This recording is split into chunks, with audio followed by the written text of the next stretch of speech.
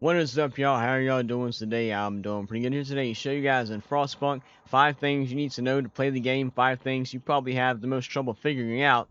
And yeah, so 5 things I had severe issues having to go some deep Google bullshit to find the answers. So, first thing first is transfers of goods and most importantly, oil from your settlements to your main city and vice versa. So, first thing, we can even go to the Dreadnought here first, because you're gonna look all over the place on this thing, trying to find out where the hell this transfer button is.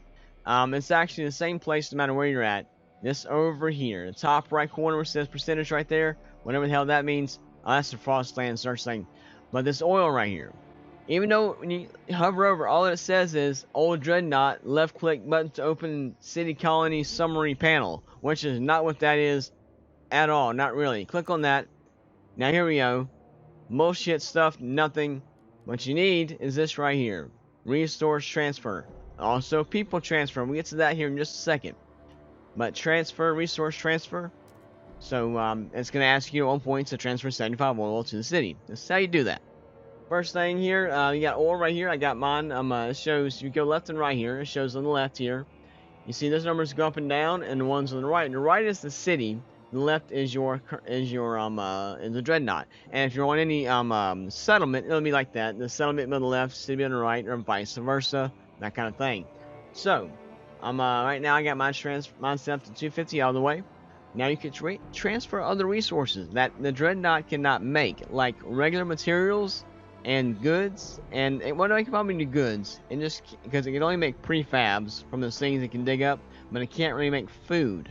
So you need to have it supplied with food, goods, and materials. And what sucks is you can't transfer prefabs. You should be able to, because I have a massive amount of prefab. Now, as far as the people part, going right here, say for example, you have a bunch of residents in New London, but you need to get some more things going in your old Dreadnought. Especially starting out, you don't have enough population. You can transfer some people from New London to your Dreadnought or other settlements, I think, that come up eventually. So yeah, that's how you can do that. It's like that right there, it's like that. So you can transfer people. Now for the next confusing oversight by the devs of this game, that is heat stamps. These little things right here. Now, if you're like me, you see heat stamps, you think what the most important thing in this game is heat. And this little thing right here, heat, same symbol as these, just about as these symbols. The coal looks just like what these are apparently coin. Heat stamps are currency. They are your money, more or less. Ignore the word. The dumbest word I've ever heard in this game is heat stamps. When you're worried about heat, it confuses the hell out of me. I'm sure everybody else, I've seen the Reddits complain about it. So, ignore the word. You see those coins? That is your money. And that plus 39 a week, that is taxes, which you're going to get from residents, and you need to make sure you have goods. These right here.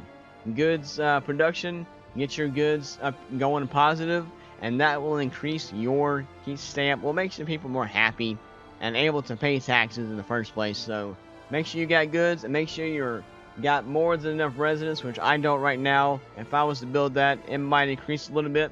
Alright, the next thing, it's another annoying thing that they didn't really explain. There's one point, there's some, you'll have some laws, some things that says, hey, give funds to, your factions. And you're like, okay, the fuck do I do that? I see no menu options for that. So what you gotta do is here, for example, say the, evolvers, you left click on those, and you get some options here. You get, trust, you can make promise, and you do other things, which we get into how to get rid of fervor here in a second. You can, condemn, you can promote, you can raise funds for us, will increase worship with, you can actually demand money more or less, and some of these are pretty useful to do, enhance workers, kind of like how the with the prayers, the religion thing in the first Frostpunk 1, where you have to do a pray thing and it ups your morale, kind of like that, but more complex, more political. Also, like for example, these guys, each one has its own thing just about. You can what's this? Enlist to Stewart's militia, which is something that's gonna help your crime, helps big time. It doesn't piss anybody off either. It's great, so definitely use that. That's how you can do different things to have to use your different factions, especially if they're devoted to you. to do things for you and to keep them happy. Now, this is the final, next thing, the fourth thing, is going to be fervor. These little symbols that appear in these diamond spots, which the game tells you not at all how to deal with. So to do that, what you want to do is hit under the console here, hit promote. This will reduce their fervor big time. Every once in a while, you want to do this. It doesn't hurt you. Doesn't hurt anything else. Not hurt anybody to hit promote on them. It's gonna give them more power, but it's also just gonna make them happier with you, and they can do more for you. And it's easier. Makes things a lot easier in the council. They'll gotta go with you more on things, and yeah, it works a lot better. Just every once in a while, hit promote to get rid of that fervor bullshit that happens when they get all uppity and stuff, you know. And for final, it's gonna be going into some research stuff. There's some stuff that they did not really. I missed a lot of. There's not much explanation on how research works.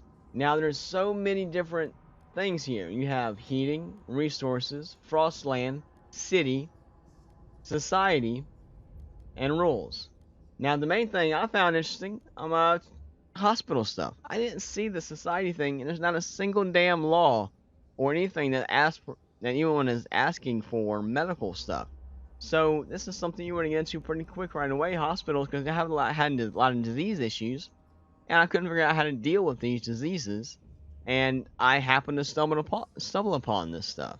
So the tutorial in this game isn't very good. It tells you to do things without telling you how, where the button is, and things like that, which is really annoying. I love this game, especially now that I'm figuring it out. But the learning curve should be a learning curve in strategy, not learning curve in knowing where the damn buttons are. You know what I'm saying? Also, if you have, just like in Frostpunk 1, if you have more research institutes, the faster it goes. And of course, once you get this Tesla City, the research is almost instant. It's so damn fast. I mean, it's paused right now. One second, I'll hit play, and you can see the research speed that's going to go on here. It's just, it's a lot quicker. Well, pretty much 1% per second, 100 seconds, you get a minute and a half, whatever, to research something, which is great. I mean, it's a lot better than like 5-10 minutes sometimes with just one institute and no Tesla City. So, yeah. Guys, I hope this helped you out. If it did, make sure y'all squish that like button. Let me know what y'all think in the comments below. Go ahead and subscribe if you haven't already. And slap the notification bell for future videos coming out just like this one. I may be doing some more videos on Frostpunk 2 and maybe some streams. But, yeah.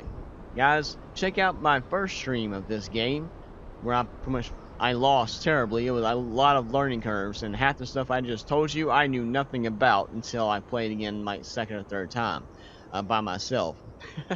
Check that crazy stream out, y'all, and y'all have an awesome day.